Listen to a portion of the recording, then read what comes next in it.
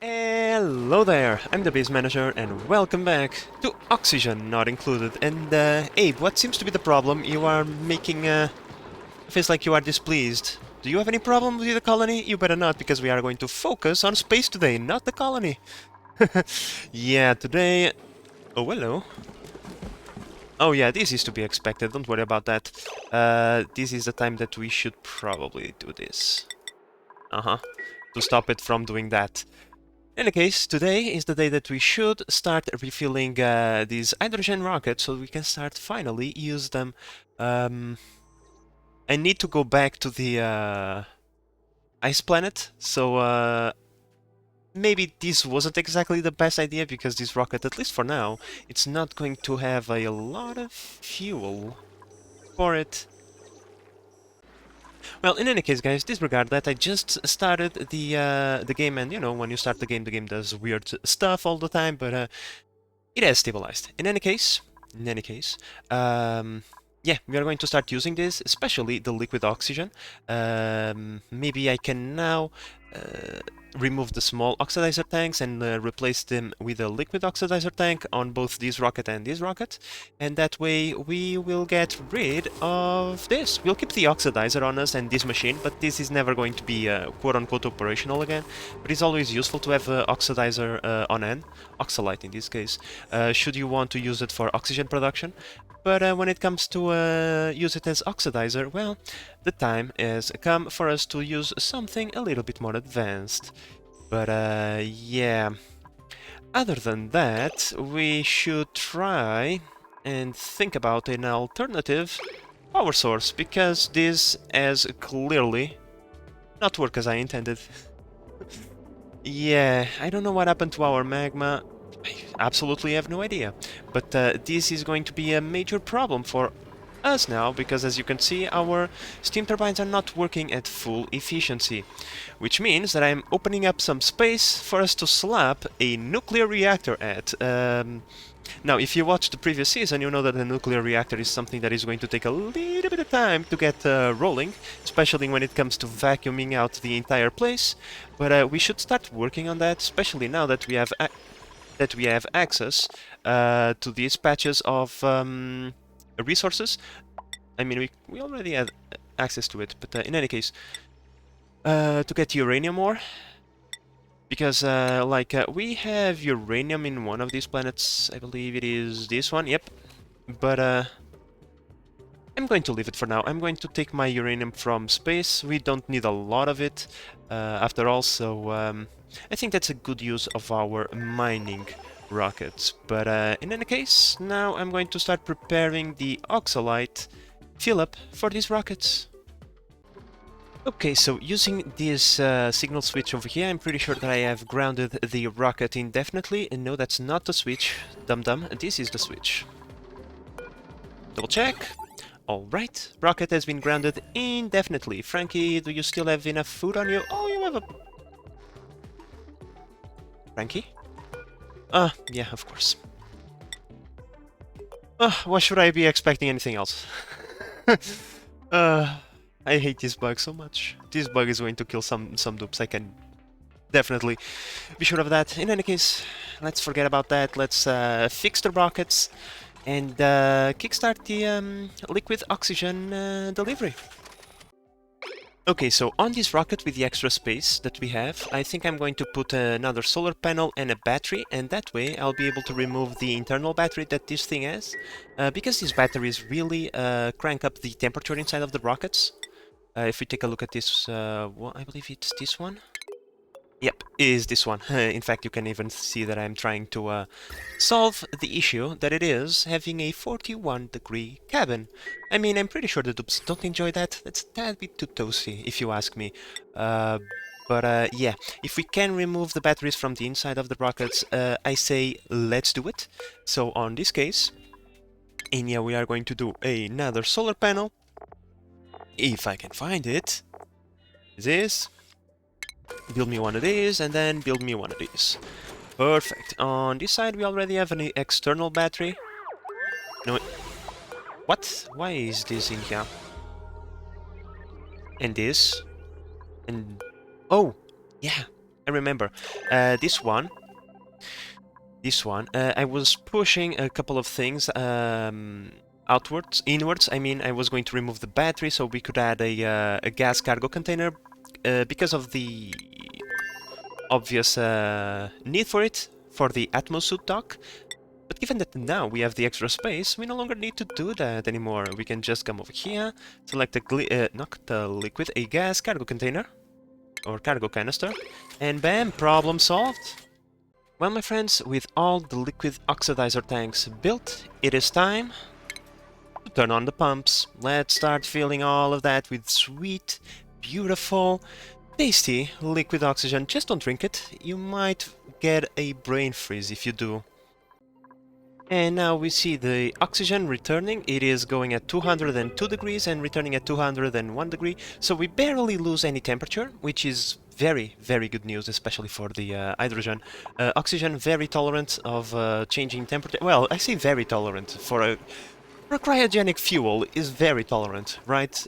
In comparison to the hydrogen, which, holy Jesus, what the hell is that? I don't even know if I want to know what it is, but in any case, the oxygen line has been filled. We no longer need to turn it off.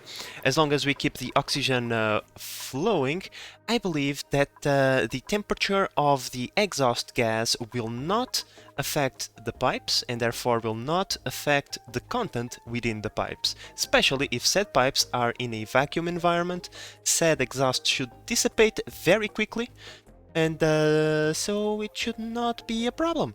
Now, I'm building a couple of pipes just to bring the hydrogen that we have over here. If our dupes would hurry up, that would be fan-freaking-tastic, because otherwise the hydrogen generators are going to burn it, so it doesn't, you know, overflow and fill up the entire chamber with hydrogen and break all of our machine. So please, dupes, hurry up. I want to add all of that hydrogen over into this chamber, please. Well, my friends, now that we have the oxidizer available to us, we can finally resume mining operations. I'm going to go for some tungsten and wolframite. Those two materials are never enough. We can never have enough of that, and given that we have been mining sparsely, those asteroids are always refilled. Let's just take a look at this launch. And by the way, guys, I noticed one thing. You see this planet over here in the corner? I noticed, maybe it was me who didn't see it there earlier. But I noticed that ever since we found the their opener thingy, this thing popped up almost immediately and never left. I never had seen the planet before, and now is always there. I don't know, just a tiny little detail that maybe has nothing to... What the hell, just what you guys want? Maybe it's just a tiny little detail that I never noticed, and I'm just making, you know, the cause and effect thingy, and I might be wrong. In any case, just saying I like it. Well, my friends, I think I have found the place where I'm going to put my radiation reactor. It was the best spot for something this large. As long as we can fit 7 steam turbines next to each other, we have a good spot.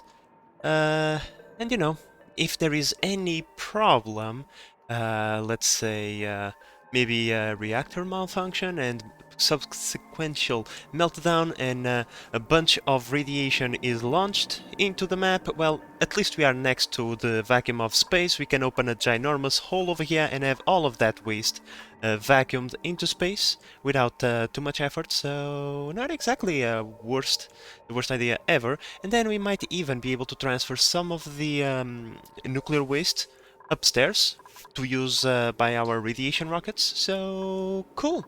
I think this is a good location for that kind of build.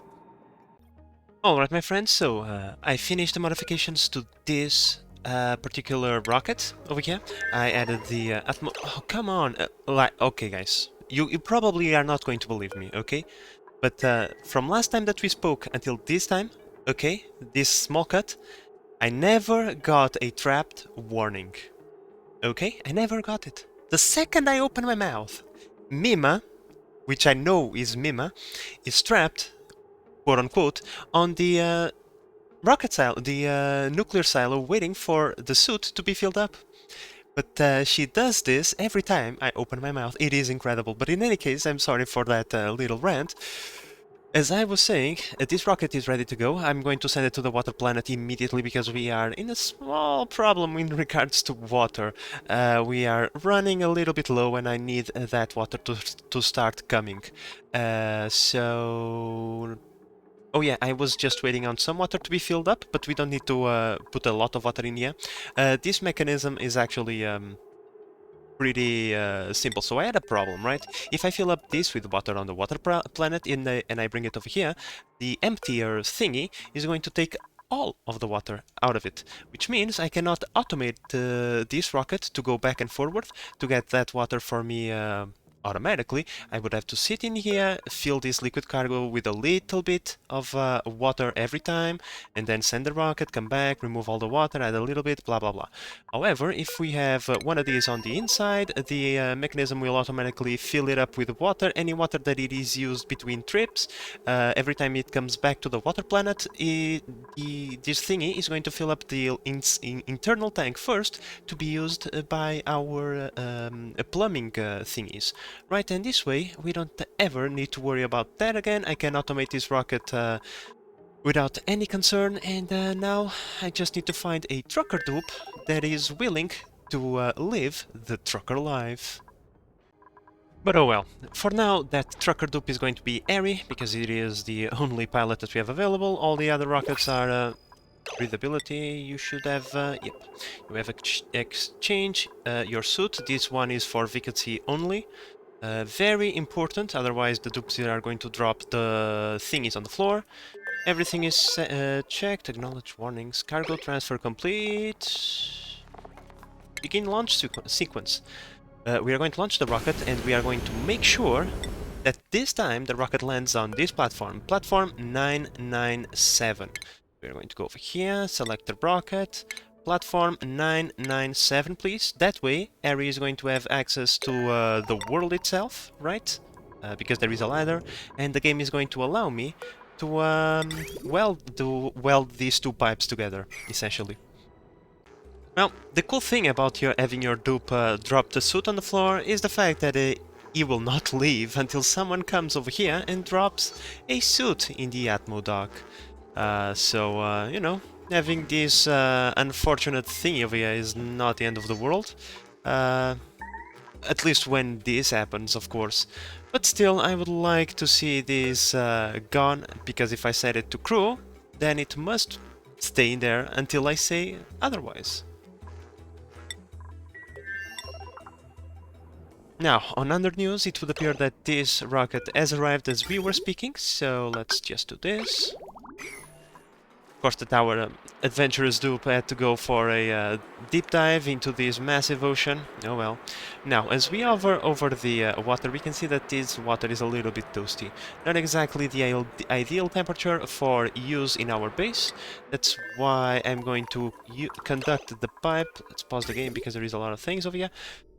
Where is it? Oh yeah, I'm going to take this pipe, right? And instead of dropping it straight into the water, I'm going to drop it into this area over here. This line takes the water that we use, that we get from these two geysers, the cold salt water, the cold slush geyser, and now this cool steam vent over here as well, because I tapped into it just to get that water. We take all these three sources of water and we push them over here, where the cold and the hot water kind of mixes up, mix itself. How should I put it? We drop the water over in this chamber, and the polluted slash brine gets sent via this radiator. They exchange temperature and they normalize each other. As we can see, this water is very, very cold, although it's coming out of a cold steam vent, right? This way, we achieved a temperature normalization of all of our sources of water without using any energy. We basically use them to cancel each other out, and as you can see over here, that we still have more cold than hot sources, as the water over here is almost at freezing point. So having this additional source of Warm water is actually going to improve the overall system. Alright, my friends, so while I wait for things to happen, our dupes have been idling a little bit, so I want to give them something to do. This is the space that we have for our nuclear reactor. This one is going to be a little bit compact. I don't have all the space that I wish for, especially now that radiation is a problem. I wish to give this reactor a double layer of insulated tiles as cover to protect everybody else from the intense radiation. Now, while I was snooping around to see the design that I have made for the H2O2 from our previous colony, I actually took a look at the reactor's radiation just to see how awful it was, and it wasn't that bad, actually. Uh, it was manageable, but still, you know, if we can avoid it, why not? Okay, so this red reactor is going to look a little bit weird. Unfortunately, this is all the space that we have, and we have a cold salt slush right in the middle of it. Less than ideal, at least according to recent reports. This thing cannot be deconstructed, nor would we want to deconstruct it, as it is an important source of water. So, a few changes must be made in the regular reactor, right? This steam chamber is going to be much smaller than usual. We are not going to have the square shape that we are used to have with the diamond presses plus centrifuges. We are going to leave our diamond presses in the radiation silo, and well, we are going to focus only on power production on this one. We are going to stick our centrifuges over here, and we are going to put our radiation thingy right over here. Now, as you can see, this thing is dangerously close to the steam turbines. Less than ideal. I hope that this will work fine with a limited amount of space, because, you know, this thing, like, it is convenient to have a lot of space around it so that the extreme temperature generated by it kind of gets dissipated a little bit, and by the time the steam arrives over here, the steam turbines are not consuming extremely hot steam, as that increases the temperature of the steam turbine and puts extra pressure on the cooling loop that is used to cool them off, right? Now, I will have to do a lot of deconstructing and moving pipes around and wires around, and that is going to take a little bit of time, so hopefully the next time we take a good look at this, it is going to be more complete, shall we say. Oh, about the insulation. Because the space is so tight, I'm going to put a double thick layer of insulated tile around the radiation reactor instead of the entire chamber. That way, I hope that we will mitigate the radiation emitted by the reactor. And, you know, I'm still going to leave the double layer on the roof, because we have nothing to stop the radiation going upwards, only to the sides, so that's why that thing is over there. Okay, my friend, so the large liquid cargo tank is finally here, right? With a bunch of water, but I remembered a small detail. We are going to pull out all the water from all of the rockets, including the ones that shouldn't have their water removed. That poses a small problem. I will have to be really careful every time that I launch, for example, this rocket now. Is either that, or I'm just going to build a internal reservoir and not have to worry about that. One of the two. So, my friends, it would appear that we have completely cleaned out this map of everything that is useful. We are no longer loading anything into the rocket. Is there iron ore in here? No, there is not. So I'm not going to take abyssalite, even though there is plenty. Abyssalite is not exactly useful for us, nor will I take algae or dirt, because as we know, dirt gets cooked pretty easily, and so does algae, and turned into sand, and pretty much will block the rails, and that is less than ideal. Besides, we have plenty of that stuff anyway. So yeah, other than the occasional materials that we collect from here, we have nothing else, which means that we have to send another team of dupes over here so that we can mine a little bit more. There is plenty of resources that we want to take with us. There is plenty of gold, minerals, sand, all of that good stuff, right? So coming over into this planet, I redirected every single source of hydrogen that we have over here, and now we have over 500 kilograms of hydrogen in one tile, which means we can start to refuel this system over here. So I think I'm going to do that, especially now that I know that this rocket is going to get stuck in here for a while, meaning that nothing hot should be occurring around here, so no pipes should be breaking. So fingers crossed, here we go. Alright, my friends, we have completed a cycle of refueling for the hydrogen rockets, and now we have a return line over here with the content at minus 254, which is great news. It is coming out at minus 255 or 56, and wow, rain of oxygen. Oh, that's terrible. Well guys, one of the advantages of being in space is that I can just do this to fix this issue, right? Oh no, we broke into this chamber. How horrible, right? Oh no. Yeah, problem solved. Okay, this...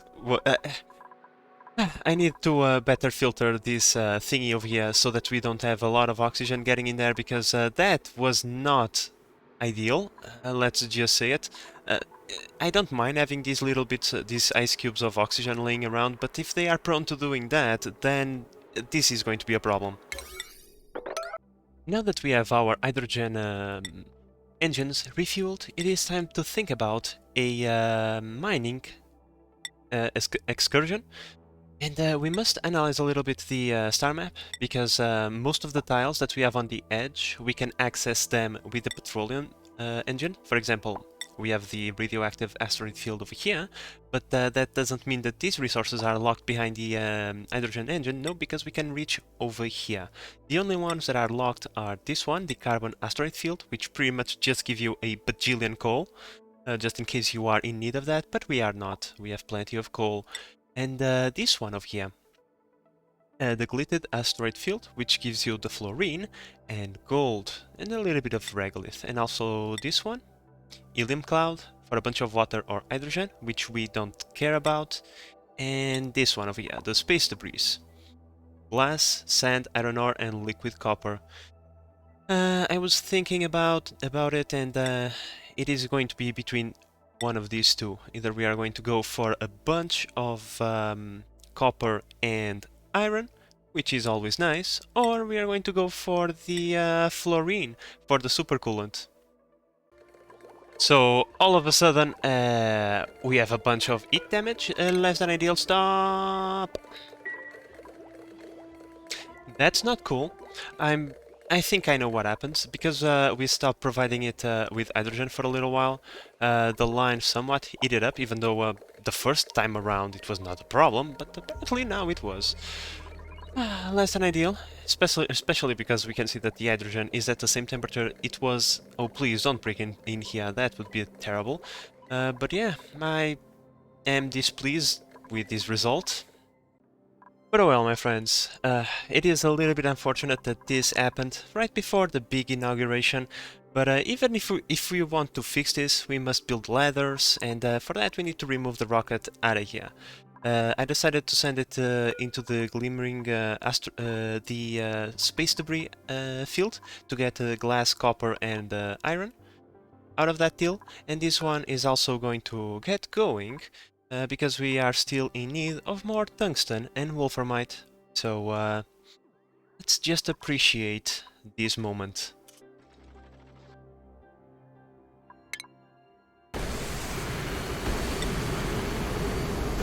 Oh no, what the hell? Come on, game, you really had to do this to me? And I was trying to look for the perfect screenshot. Oh well.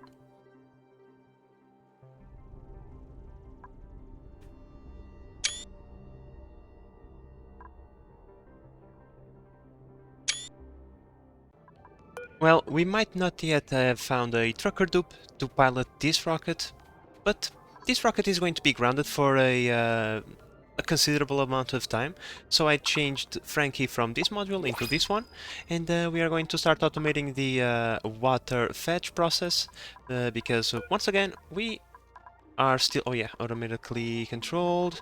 I believe it's this one, bam bam bam. So I suppose that in a few seconds Frankie is going to lift off and do us the favor of bringing 27 tons of water. Alright my friends, when it comes to our red reactor, we are on a good pace. We have pretty much a big chunk of the infrastructure built. We already have a quasi-lock over here. If we go over here, we can see that this is locked, so we can start vacuuming out the place. We need a complete vacuum of this entire area, so the sooner we start with this, the better. So, I've been playing the game for almost 1200 cycles now, and only now did I realize that I had an artifact over here all of this time. Oh well, I suppose that better late than never. Well, this is less than ideal. For some reason, the petroleum that was over there disappeared. I don't think it froze. Nope. Very far from it. Well, this was almost vacuumed, and now all that progress has been almost for nothing. Okay, my friends, so Nicola just arrived a little bit ago. Yeah, I think this was a pretty good success, especially if we take a look at the amount of fuel that we have left. We could refuel it right now. We have enough hydrogen, but well, this little quote-unquote experiment showed us that we can only run one rocket right now at full time, because the hydrogen production that we have is not exactly ideal. But that only means that we must find a way to increase the hydrogen that we have. I mean, we could technically get it from space with the pretty mining rocket with just gas tanks, and we would bring a bunch of hydrogen back home, and that would probably, in a trip, we would be able to get enough to fuel a bunch of rockets. I mean, I don't know. Another way is, I believe it's this planet. Yep, we could go into this planet and try to tap into the hydrogen vent that we have over here. But that would only mean that, once again, we would have to have rocket transport between the two planets, and in this case it would be a gas transport. So we have a solid transport, a liquid transport, and then we would have to build a gas transport using petroleum engines. So we would not be wasting hydrogen to go get hydrogen. Those are my two choices, so I suppose I will have to think a little bit about them and see what I come up to solve this problem. But after all of this, guys, this is all the time that I have for today. I think we have done some good things. We have progressed quite significantly in our radiation reactor, which means that by my next episode I am expecting to get this operational. I don't know if we'll be able to get it at 100%, but hopefully we'll be able to start running this sucker and getting some power out of it. But with all of that said, guys, I hope that you have enjoyed this episode and that you are enjoying the series so far. If you are, please consider subscribing and help the channel grow. But in the meantime, this is the Base Manager signing out. Bye bye!